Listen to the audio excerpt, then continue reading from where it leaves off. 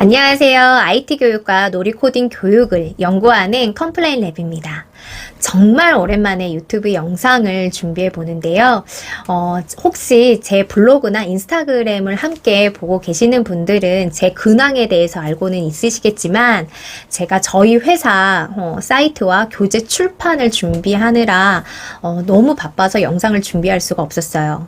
뭐 회사라고는 하지만 1인 회사기 때문에 저 혼자 사이트 만들고 교재 만들어서 출판하고 거기에 강의까지 하니라 정말 눈코 뗄 수 없이 너무너무 바빠서 이 유튜브에 영상을 준비할 수가 없었는데요. 그럼에도 불구하고 많은 분들이 구독을 해주셔서 벌써 900명이 넘는 구독자님들이 생겼습니다.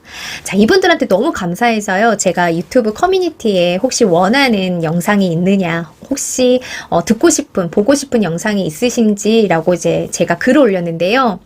너무 안타깝게도 아무런 답글이 달리지 않았어요. 그래도 저희 구독자님들에 대한 연령대와 이제까지 제 영상의 조회수 부분을 보고 제가 조금 조합을 해서 여러 가지 영상을 순차적으로 준비해서 업로드를 하려고 합니다. 그 첫 번째로는 우리 코딩 강사분들 그리고 준비하고 계시는 분들 또는 관심 있으신 분들을 위해서 코딩 자격증 강의 영상을 올려보도록 하고요. 그리고 누구나 쉽게 생활 속에서 할 수 있는 그런 IT 활용할 수 있는 교육 영상, 그리고 이제 마지막으로 예전에 그 커뮤니티에 댓글을 남기셨던 내용 중에서 강사로서의 성공을 했었던 그 노하우와 지원 사업에 관련된 이야기가 궁금하다라고 댓글로 남겨놓으신 분이 계시기 때문에 제 이야기가 얼마나 궁금하실지는 모르겠지만 순차적으로 영상을 준비를 해서 업로드를 하려고 합니다. 그 밖에 이 영상을 보시고 혹시 제 채널에서 궁금하신 거나 아니면 보고 싶은 영상이 있으신 분들은 댓글로 남겨주시면 제가 조금 또 따로 준비를 해보도록 할게요. 먼저 강의 영상 시작하기 전에 이 코딩 자격증에 대해서 간단하게 제가 설명을 해드리려고 해요. 예전에 한번 제가 영상에서 언급을 한 적이 있었는데요. 우리나라에서 진행하고 있는 코딩 자격증 중에 국가공인 인증을 받은 자격증은 없습니다. 모두 다가 민간 자격증인데요. 좀 그렇기 때문에 사실은 이 이력서에 좀 얼마나 도움이 될까라는 부분도 있지만 하지만 이제 막 시작하시는 분들 또는 막 준비하려고 하시는 분들 또는 우리 코딩 강사님들 중에서 이력에 조금이라도 도움이 되시는 분들한테는 그래도 이 자격증이 없는 것보다는 있는 게 도움이 되기 때문에 제가 고민 끝에 이 강의 영상을 준비를 했고요. 자, 그리고 이 한국생산성본부에서 기출문제를 제공을 합니다. 그런데 2020년 이후부터는 없어요. 2019년 그 이하 18까지는 있는데 그 제공을 하지 않기 때문에 최신 기출문제는 없지만 2019년 18년도 것만으로도 충분히 상급은 준비를 할 수가 있어요. 시험이 워낙 쉽고 그 시험에 대한 유형과 패턴을 이해를 한다라고 한다면 교재를 준비하지 않다 하더라도 기출문제 풀이로만 충분히 준비를 할 수가 있고요. 상급 제 영상을 보시고 한번 해보시고 자신감이 생기면 2급을 똑같이 준비를 하시면 될 것 같습니다. 그리고 이제 여러분들은 현장에서 또 학생들을 지도를 해야 되기 때문에 학생들을 처음부터 2급부터 하기에는 조금 난이도가 있을 수가 있어요. 그래서 제 강의 영상을 보시고 지도를 하는 과정 중에서 도움을 또 많이 받으셨으면 좋겠습니다. 자, 그럼 지금부터 소프트웨어 코딩 자격증 상급 엔트리 버전으로 1과목 강의를 진행을 해보도록 하겠습니다. 자, 지금부터 소프트웨어 코딩 자격증 엔트리 상급에 대해 실습 학습을 해보도록 하겠습니다. 우리가 이 자격증에 대해서 조금 더 알아보도록 할게요. 우리 인터넷 사이트에 들어가서 KPC 자격이라고 한번 입력을 한번 해보도록 할게요. 자, 그러면 사이트가 두 개가 나올 텐데 위에 있는 지금 여기에 보이는 이 사이트를 클릭을 한번 해보도록 할게요. 왜냐면 여기가 한국생산성본부라는 곳인데 그 본 회사의 사이트가 있기도 하고 그 다음에 자격증만 이렇게 설명이 되어 있는 그런 사이트가 있어요. 그래서 자격증만 나와 있는 부분에 들어가셔야 그 자격증에 대한 설명도 우리가 확인할 수가 있고 거기 안에서도 인터넷 접수가 가능합니다. 그래서 여기 위에 있는 KPC 자격을 클릭을 하도록 할게요. 자, 이제 저 같은 화면이 나온다라고 한다면 자격 소개에 보시면 SW 코딩 자격증이라고 있어요. 그래서 SW 코딩 자격증을 클릭을 하도록 하겠습니다. 자, 여기에 보면은 제가 앞에서 설명을 해드렸다시피 이 자격증은 공인 인증 자격증이 아닌 민간 자격 등록으로 되어 있어요. 그래서 자격증 분류가 민간 자격으로 되어 있다라는 것. 그리고 우리는 1급 2급, 상급이 있는데 우리는 상급을 목표로 지금 이 교육 과정이 진행이 되고 있습니다. 그래서 여기에 보면은 자격이 본법 규정에 따라 등록한 민간 자격증으로 국가로부터 인정받은 공인 자격이 아닙니다. 라고 나와 있어요. 그래서 민간 자격증이란 뜻입니다. 그래서 한번 이 자격증의 특징을 한번 살펴보도록 하고 밑에 보시면 취득을 위한 자격이 아닌 활용을 위한 자격이라고 나와 있어요. 자, 그런데 그러면 이런 자격증을 우리가 왜 배워야 합니까? 라고도 얘기를 할 수는 있겠지만 우리가 이제까지 1차 시에서부터 지금까지의 총 배웠던 내용을 다시 한번 마무리로 정리를 한다라는 마음에서 조금 들어보셨으면 좋겠고요. 그리고 앞에서도 설명을 드렸지만 우리가 민간 자격증이라 하더라도 처음 강사로 시작을 했었을 때 우리 이력서에 그 자격증이라는 그 타이틀이 있다라는 것만으로도 많은 도움을 받으실 겁니다. 그리고 강의 의뢰가 들어올 때 또 어떤 기관은 이 코딩 자격증이 있습니까? 없습니까?에 대한 여부도 물어봐요. 그렇기 때문에 꼭 필요한 건 아니지만 그래도 있으면 더 좋겠죠. 자, 우리는 상급을 응시를 한번 해보도록 하겠습니다. 자, 상급 목표로 할 건데요. 한번 학습을 하고 난 후에 우리 학습자분들이 2급에 도전할 수도 있는 거고 1급에도 도전을 할 수가 있는 거예요. 자, 여기에 보면은 상급의 문항 및 시험 방법이라고 나와 있는데 2급하고 1급보다는 조금 내용이 적다라는 것을 알 수가 있습니다. 이게 꼭 우리 학습자분들이 자격증을 취득한다, 안 한다 그걸 떠나서 교육 현장에서 우리 학생들을 가르친다라는 마음에서도 배우셔도 좋아요. 그래서 그 학생들한테는 바로 2급, 1급부터 가르치기가 그러니까 상급부터 가르친다 생각하고 내가 배워서 자격증을 취득하는 목표도 있지만 지금 내가 배워서 우리 학생들한테 알려준다라는 생각하는 마음에서 들어보셨으면 좋겠습니다. 자, 그리고 실습은 엔트리 또는 스크래치에서 선택을 할 수가 있는데 우리는 엔트리로 진행을 한다라는 점, 이 점도 기억을 해주셨으면 좋겠어요. 자, 시험 기간은 이렇게 되어 있고 상급은 우리가 매달 둘째 주 토요일 날에 시험이 있어요. 그래서 정기 시험이 있기 때문에 이 시험 일자는 우리가 여기에서 확인을 할 수가 있습니다. 그래서 시험 일정 확인을 하셔서 우리가 이 상급에 응시할 수 있는 시험 일정이 어딘지를 여기에서 시험 일정에서 확인할 수가 있어요. 자, 다시 조금 위로 올라가서 시험 출제 기준에 대해서 한번 살펴보도록 하겠습니다. 우리는 상급을 지금 학습하고 있기 때문에 상급을 선택을 한번 해보도록 할게요. 자, 상급은 두 과목으로 나뉘어져요. 그래서 문제 해결과 알고리즘 설계라고 나와 있는데 세부 항목으로는 컴퓨팅 사고력의 필요성과 문제 해결 과정 이해와 적용, 그리고 기본 구조의 알고리즘 설계라고 되어 있어요. 자, 이렇게 좀 뭔가가 어려운 용어들이 지금 많이 나와 있고 출제 요소들도 뭔가가 되게 어려울 것 같이 생각은 되지만 여러분들 쉽습니다. 정말 국어를 잘 읽을 정도로만 우리 여러 번 반복을 하면 충분히 딸 수가 있고, 그리고 우리가 이제까지 기본 학습에서 했었던 1차 시에서부터 했었던 내용들이 함축되어 나와 있기 때문에 전혀 어렵지가 않아요. 자, 그 다음에 이 과목은 기본 프로그래밍입니다. 그래서 여기 문제를 보면 총 5문제가 실습이 나오는데요.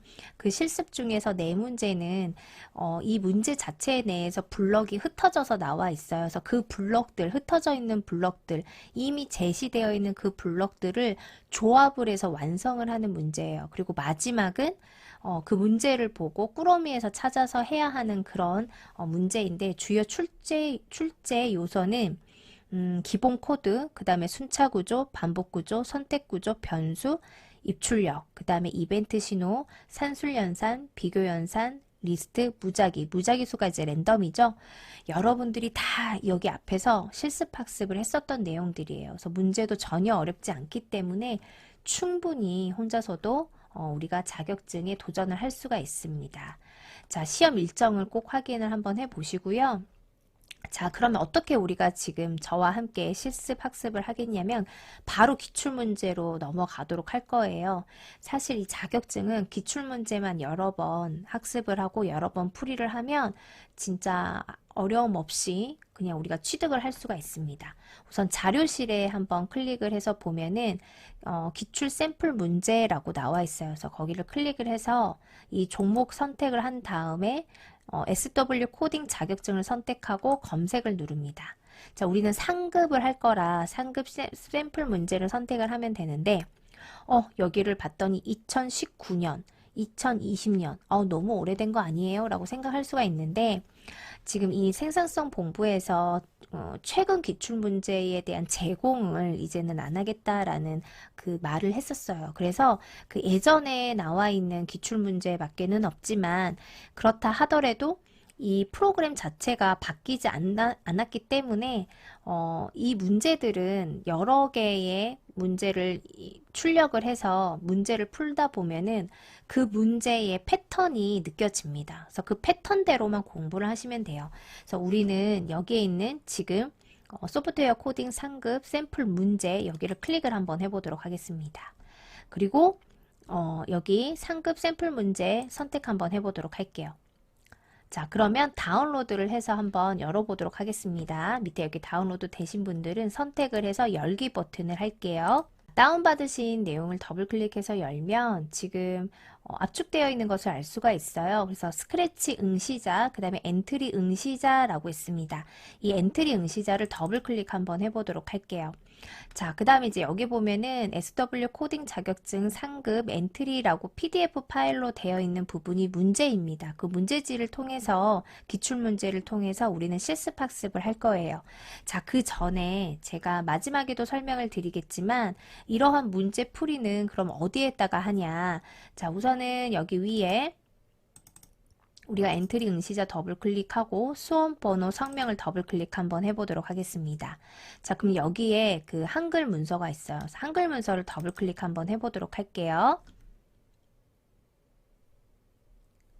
자, 우리가 그 실습 문제 그 외에는 문제를 풀이를 하는 겁니다. 그래서 여기에 답안 작성을 해서 여기에다가 작성을 한 후에 전송을 해야 돼요. 그리고 아까 지금 여기에 보면은 실습하는 그러한 그 프로그램들이 나와 있단 말이에요. 그래서 그 프로그램을 열어서 거기에 있는 명령어를 가지고 시험을 문제를 푸는 겁니다. 이것들은 우리가 그 시험장에 가면은 시험이 시작이 되었었을 때 바탕화면에 나와 있어요. 그래서 상급은 SWC3이라고 이렇게 표시가 되어 있고 거기를 더블 클릭하면 지금처럼 이러한 폴더 안에 수험 번호 다시 성명이라는 폴더 안에 우리가 답안을 작성해야 할 그 파일, 그 다음에 문제를 풀 파일들이 다 저장이 되어 있어요. 그래서 마지막에도 설명을 드리겠지만 이제 여기 보시면 수험번호 다시 성명이라고 있어요. 자, 여기에다가 우리 학자분들이 응시를 한다라고 한다면 그 시험 신청을 하고 수험표를 받았을 때 그 수험번호와 다시 성명을 해서 그 파일, 이 파일, 폴더 파일을 전체를 전송을 하는 겁니다. 그럼 전송이 되면 추후에 채점이 돼서 그걸로 평가가 되는 거예요. 그래서 거기를 더블 클릭하셔서 여기에 있는 한글 파일에다가 시험지를 받고 시험지에 나와 있는 그 문제를 거기에다가 답을 하는 거예요. 그래서 시험지는 지금 여기에 보시면은 아마 그 파일을 열어서 시험지를 얻는 게 아니라 시험장에 가면 시험지는 따로 줍니다. 그래서 한번 열어보도록 할게요. 자, 전 좀 확대해서 보여드리자면 시험지가 이렇게 생겼어요. 그래서 여기에 응시일과 수험번호 성명을 적으셔야지 됩니다. 그리고 나서 이 시험지는 우리가 집에 가져오는 게 아니라 꼭 시험이 끝나고 난 다음에는 제출을 해야 돼요. 이게 만약에 제출하지 않고 내가 집에 가져왔다. 그럼 실격 처리가 됩니다. 그래서 여기에 수험번호하고 성명을 적으시고요. 뭐 수험자 유의사항에 대해서 한 번쯤은 읽어보셔야지만 됩니다. 뭐 당연한 이야기예요. 그래서 제한된 시간 내에 시험을 완료를 해야지만 되고 시험 시작 후에는 화장실이며 아니면 다른 데를 갈 수가 없다라는 거. 그리고 당연히 뭐 휴대전화라든지 그런 것은 뭐 소지할 경우에 해당 시험이 무효 처리가 납니다. 그래서 전원을 꺼야 된다라는 것, 이런 거 주의사항 한번 읽어보고요. 답안 작성 요령이 이렇게 나와 있죠. 그래서 여기 답안 작성 요령을 보면 바탕화면에, 그러니까 시험장 가서 그 시험장에 있는 데스크탑 바탕화면 안에 SWC3이라는 시험이라는 폴더가 아마 있을 것이고, 거기에 수험번호 다시 성명인데, 얘네들은 우리가 수험표를 받았을 때 그 수험번호 다시 내 이름을 쓰는 게 그 폴더 이름이 됩니다. 그 안에 있는 파일에 답안을 작성을 하고, 그리고 저장을 해야 된다라는 거, 그리고 시험을 완료한 수험자는 감독관의 안내에 따라 시험지는 꼭 제출을 해야 되고, 답안 파일은 저장 후 퇴실을 해야 합니다 라고 되어 있어요. 그래서 이 부분에 대해서 마지막에 다시 한번 설명을 드려보도록 하겠습니다. 자, 그럼 이제 이렇게 문제를 이렇게 봤다. 그럼 이제 이 문제에 우리 아까 말씀드린 대로 여기에다가 이제 그 문제를 작성을 하는 거예요. 그래서 수험번호 우리가 타이핑을 해서 입력하고 성명을 입력을 하시면 됩니다. 그리고 그 문제는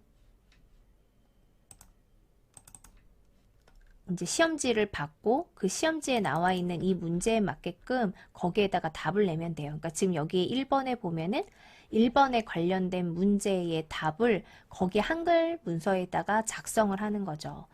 자, 그럼 이제 지금부터 한번 우리가 지금 다운로드 받으신 그 기출문제를 한번 풀이를 한번 해보도록 하겠습니다. 자, 이번 시간에는 과목 1만 문제풀이를 한번 해보도록 할게요. 과목 1 문제 해결과 알고리즘 설계 기출문제 풀이를 한번 해보도록 하겠습니다. 자, 아까도 말씀을 드렸다시피 우리는 뭐 자격증 취득에 지금 목표가 있기도 하지만 우리 현장에 가서 학생들한테 가르친다라고 생각을 하시고 그 부분을 더 중점적으로 생각을 하시면서 학습을 하셨으면 좋겠어요. 당연히 합격을 하기 위한 노하우도 알려드리긴 하지만 그 노하우의 본 내용들도 그 시험에 대한 이해도 조금 여러분들이 하시면서 이 수업을 참여를 하셨으면 좋겠습니다. 자, 첫 번째 문제 한번 살펴보도록 할게요. 자, 여기에 보면은 노랑이는 대전에 계신 할머니 댁에 가는 방법을 조사하고 있다. 보기를 참조를 해서 문제의 빈칸을 완성하시오 라고 나와 있어요. 그래서 문제는 바로 얘네들이에요. 자, 문제를 보면은 컴퓨팅 사고력의 뭐 이름 그래서 할머니 댁에 가는 바랑 나와 있고, 또 컴퓨팅 사고력 요소 중에 뭐라고 나와 있는데, 사실은 여기 문제를 보면 노랑이의 대전은 이 문제는 솔직히 이 부분보다도 지금 먼저 살펴봐야 될 것은 제일 먼저 문제 1번입니다. 이 문제를 먼저 파악을 하고 그 다음에 이 문제 해결하기 위해서 보기 부분을 확인을 하시면 되는 거예요.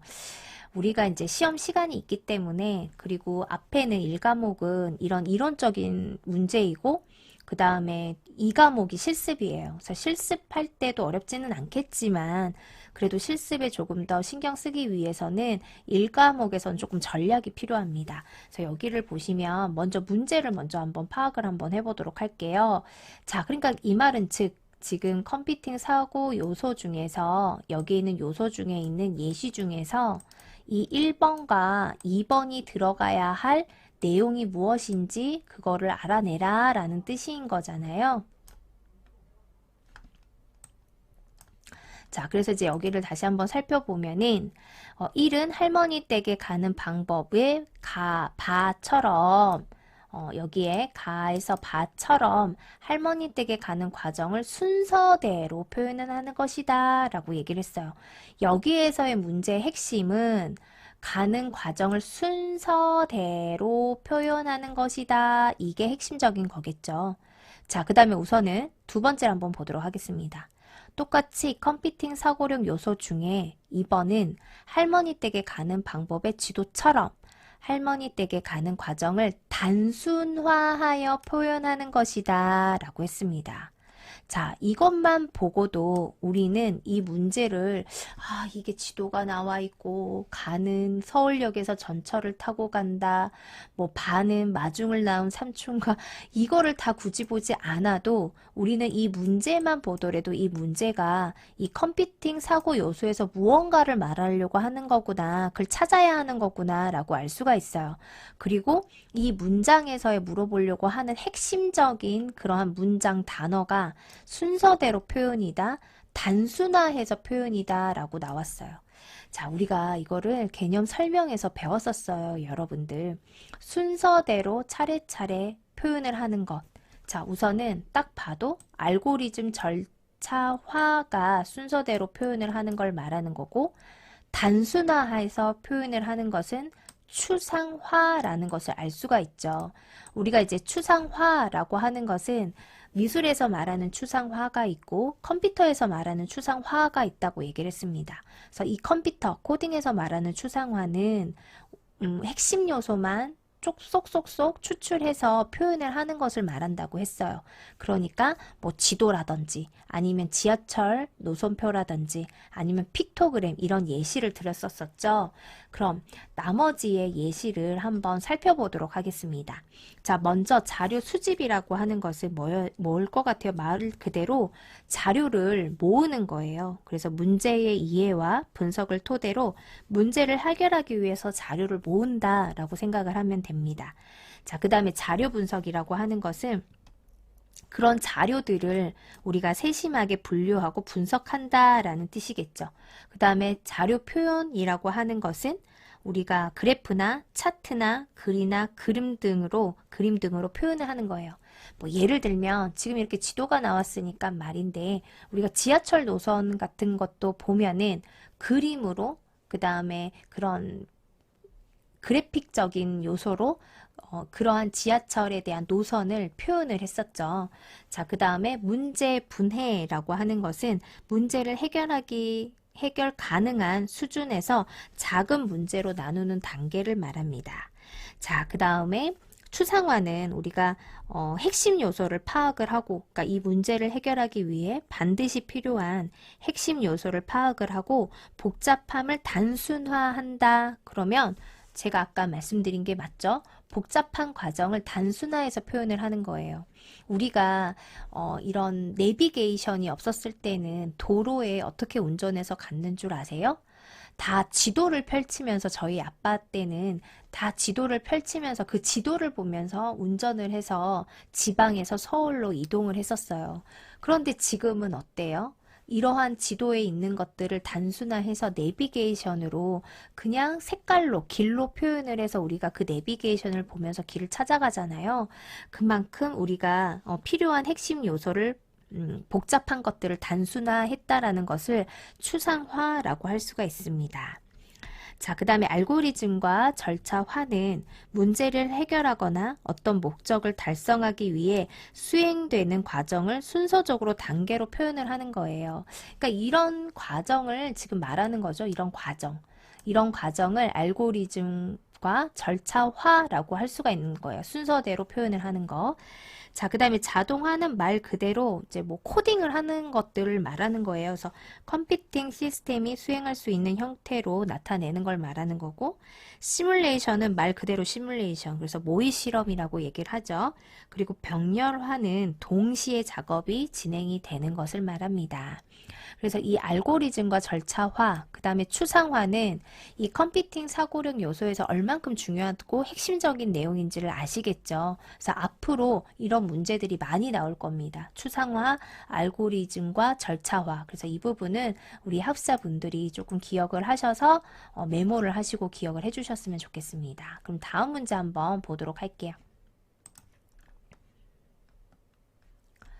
자, 재훈이는 디지털 신호를 이용해서 친구에게 암호로 약속 장소를 전달하려고 한다. 보기를 참고를 해서 문제. 여기도 마찬가지예요, 여러분들.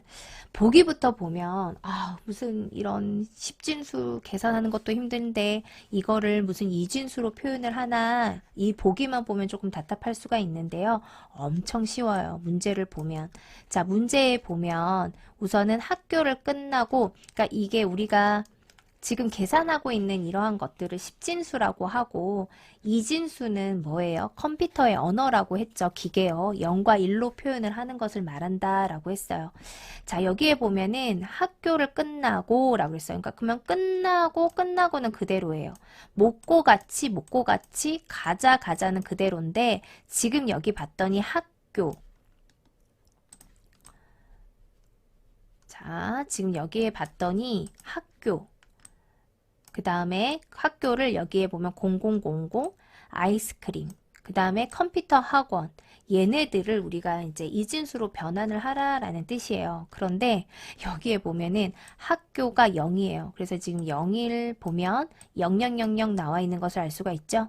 자, 그 다음에 아이스크림은 뭐예요? 3이니까 지금 3자리에 있는 여기를 표현하면 되는 거죠. 그러면 0011이 되는 거예요.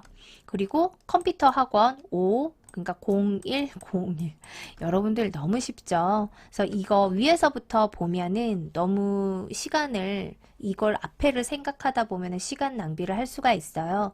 그래서 시험을 응시를 하시는 분들은 꼭 앞에 보기나 질문보다도 문제를 먼저 보시고 문제를 먼저 파악을 하시기를 바랍니다. 자, 그 다음에 3번. 이것도 마찬가지죠. 여러분들 문제를 한번 살펴보도록 하겠습니다. 가 제품을 5개를 만들기 위해서 가장 많이 필요한 재료는 무엇입니까? 라고 얘기했어요. 지금 여기를 보면은 가라는 제품을 만들기 위해서 A가 1개, 그 다음에 A가 1개, 그 다음에 재료 A가 1개, 재료 B가 4개, 재료 C가 2개라 그랬어요. 여러분들 그러면 가장 많이 필요한 재료는 뭐예요? 그저 이건 이제 초등학교 아마 1, 2학년 아이들도 모두 다 할 수 있을 정도로 문제만 잘 읽으면 풀 수가 있어요. 자, 몇 개이죠? 우리가 재료 B가 4개라고 했습니다. 그래서 필요한 재료는 이라고 했기 때문에 가장 많이 필요한 재료는 B라는 것을 우리가 알 수가 있어요. 자, 그 다음은 가의 제품을 5개를 만들기 위해 A는 현재 수량에서 몇 개 더 추가되어야 하나라고 얘기를 했습니다. 자, 가 제품을 5개. 지금 우리가 여기를 보면은 현재 수량은 2개이죠. A가.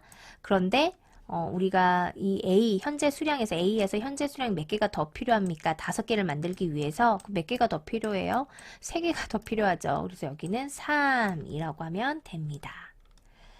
자, 그 다음에 이제 우리가 알고리즘 문제예요. 조금 문제를 전체적으로 보기 위해서 한번 조금 줄여서 한번 해보도록 하겠습니다.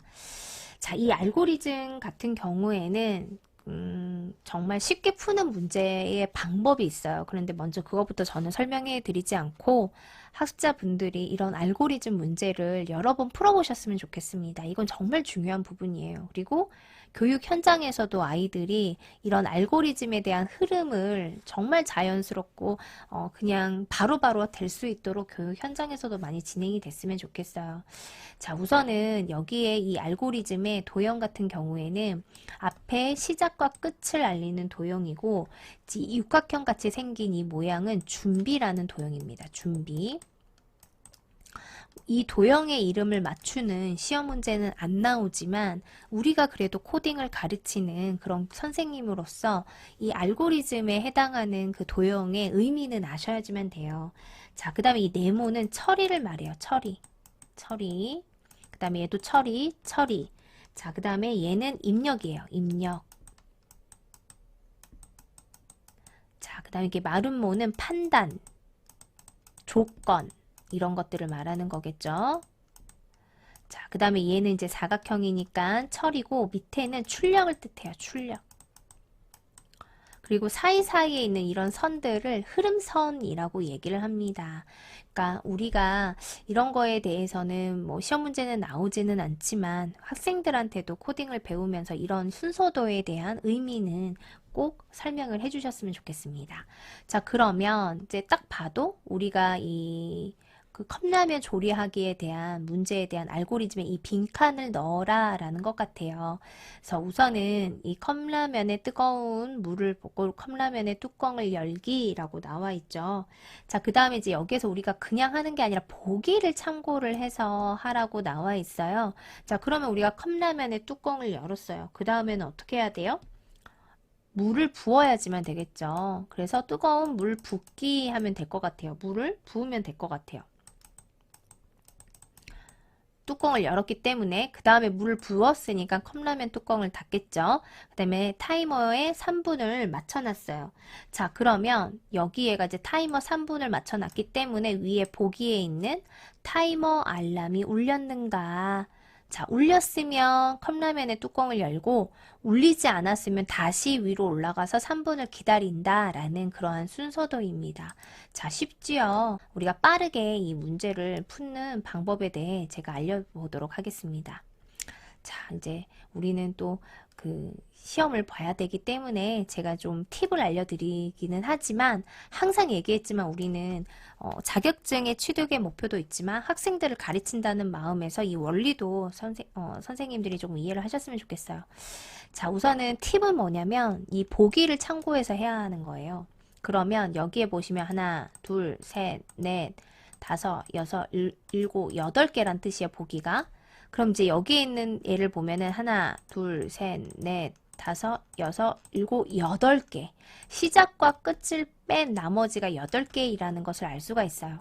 자, 그러면 우선은 나와 있는 얘들부터 삭제를 하는 거예요. 컵라면 뜨거운 물, 컵라면 뜨거운 물 나와 있죠? 그럼 얘네들 이렇게 삭제를 하고 그 다음에 컵라면 뚜껑 열기, 컵라면 뚜껑 열기 삭제하고 타이머 3분 입력, 타이머 3분 입력 삭제하고 그 다음에 컵라면 뚜껑 열기, 그 다음에 컵라면 완성. 자, 여기 컵라면 뚜껑 닫기도 있었죠.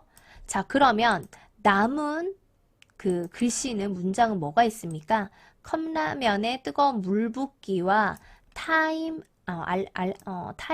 알람이 울렸는가 이 두 가지가 있다라는 것을 알 수가 있어요. 자, 그러면 제가 여기에가 조건 판단이었기 때문에 여기에 타이머 알람이 울렸는가가 들어가면 좋을 것이고 그 다음에 1번에는 컵라면에 뜨거운 물 붓기가 들어간다라는 것을 알 수가 있어요. 그리고 우리가 직접 컵라면을 끓였을 때 그 순서를 이해를 한다라고 한다면은 충분히 2개가 남았었을 때 적절하게 답을 할 수 있다라는 것을 알 수가 있죠. 이건 마지막에 알려드리려고 했는데 우리 학습자분들이 이렇게 쉽기 때문에 그리고 충분히 여러분들이 할 수 있습니다. 자, 그 다음에 이제 문제를 한번 해보도록 할게요. 자, 여기서도 한번 보도록 할게요. 친구 연락처 찾기, 그러면 친구 연락처 찾기, 그 다음에 연락처를 찾았는가, 그 다음에 전화를 받았는가, 그리고 통화하기, 그 다음에 메시지 남기기. 자, 그럼 남은 건 휴대폰과 통화 버튼 누르기예요. 그럼 제일 첫 번째 우리가 휴대폰이 나와야 친구 연락처를 찾겠죠. 그래서 휴대폰, 그 다음에 연락처를 찾았는가, 그리고 통화 버튼 누르기. 그래야 통화 버튼을 눌렀기 때문에 전화를 받았는가, 받으면 통화를 하고 받지 않으면 메시지를 남긴다 라는 이러한 조건의 그 알고리즘을 만들 수가 있겠죠.